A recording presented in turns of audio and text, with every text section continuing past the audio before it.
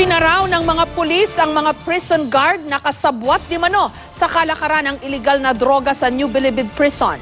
Samantala, pinag-aaralan na raw ang na-recover di manong Blue Book na naglalaman ng impormasyon tungkol sa bentahan ng droga sa Bilibid. Live mula sa Quezon City, may report si Marisol Abduraman. Marisol? Jessica, at ayon nga sa intel report ng Northern Police District, hindi naman daw talaga magkakaroon ng mga ganong kalakaran kung walang tulungan itong prison guard doon sa medium security compound dahil nga naghigpit na doon sa maximum security compound na ilipat daw ang transaksyon ngayon ng mga illegal na droga doon sa medium security compound. 5 bulto ng shabu ang nakuha mula sa buy-bust operation na isinagawa sa loob mismo ng medium security compound ng New Bilibid Prison noong Huwebes. Bunsod yan ang sumbong ng isang asset sa NPD sa talamak umanong bentahan ng droga sa medium security compound. Kaya nagkasa sila ng operasyon sa pakikipagtulungan ng NBP at ng Bureau of Corrections. Ilang sachet pa ng shabu, pera at samo-saring kontrabando ang nasabat sa Oplan Galugan. Tukoy na ng PNP ang mga prison guard na kasabot umano sa bentahan ng iligal na droga. Pero hindi na muna sila pinangalanan ng Northern Police District na siyang nagsagawa ng buy-bust operation. As per intelligence report, sila yung ginagamit na courier para dalhin doon sa loob. So, kailangan talagang magkaroon ng internal cleansing doon. Wala naman mangyayaring drug sa loob kung walang participation yung mga guards. Nananatili pa rin daw sa kanilang pwesto ang 6 na prison guard na isinasangkot sa illegal na droga habang sila ay iniimbestigahan. Sa ngayon daw kasi ayon sa Bureau of Corrections, wala pa rin makitang sapat na rason para sila ay ma-relieve sa pwesto. Dito kasi sa Bucor, hindi ka basta-basta mag-relieve. Kasi civilian agency ito eh. Kailangan matibay muna yung cause. Sabi ng Bucor na mayagpag ang bentahan ng droga sa medium security compound matapos maghigpit sa maximum security compound kasunod ng pagtalaga ng Special Action Force o SAF sa kulungan. Lumipat daw yung operation doon. Doon na dinadala yung mga transactions. Pinag-aaralan na ng NPD ang na-recover na Blue Book na naglalaman ng mga pangalan ng mga transaksyon ng mga preso sa minimum compound ng New Bilibid Prison. Mga intel report tayo na yung nasa maximum ibinaba ng medium. Mga transaction nila yung sa loob, pati yung amount. Jess, bukod pa doon na wala silang makitang sapat na rason sa ngayon para i-relieve yung 6 na prison guard na yon.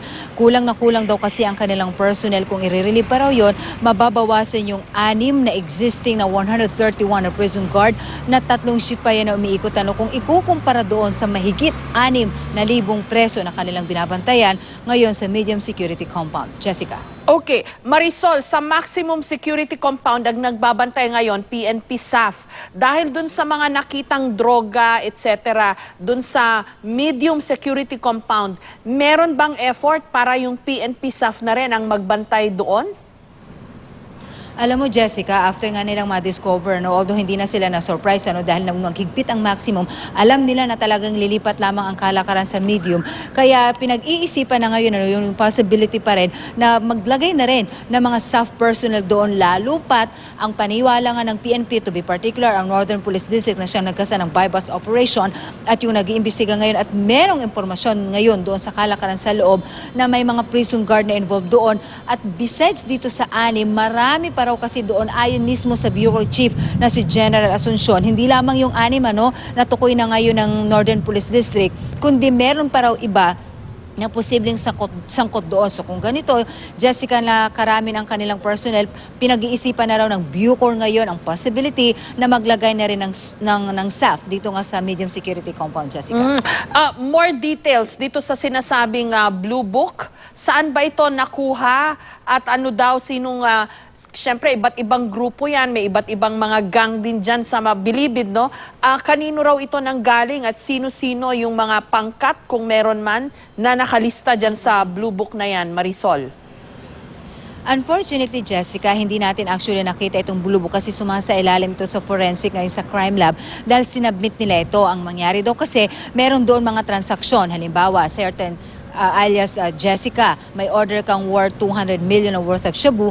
Mautak na rin daw kasi yung mga sindikato. Sabi nga nitong Northern Police District, of course, wala doon yung mga kumpletong pangalan nila, kundi mga aliases lamang or alias lamang ang mga nandoon. Ito ngayon yung kanilang bine-verify dahil meron na silang mga prior information kung sino-sino ang mga tao na yon. At base sa kanilang intelligence report nga, Jessica, maaaring ito, no? Ang mga nandoon din, ito yung mga transaction before sa maximum at nilipat lamang sa medium. Hindi nga kasi sila makoporma ngayon doon sa maximum dahil nga SAF na ang nagbabantay sa kanila. So, ito yung patuloy pa rin na kanilang bine-verify kung sino-sino mga pangalan na nandun. But definitely, one thing is for sure, ito dahil yung mga transaction noon sa maximum na inilipat lang ngayon sa medium. Nandun yung amount, kung kailan yung mga ganon. Nakuha nila ito doon sa mga inmates na napagbilhan nila ng shabu nung nakaraan nung nagsagawa sila ng test buy or buy-bust operation nung last Thursday, Jessica. Maraming salamat sa iyo, Marisol Abduraman.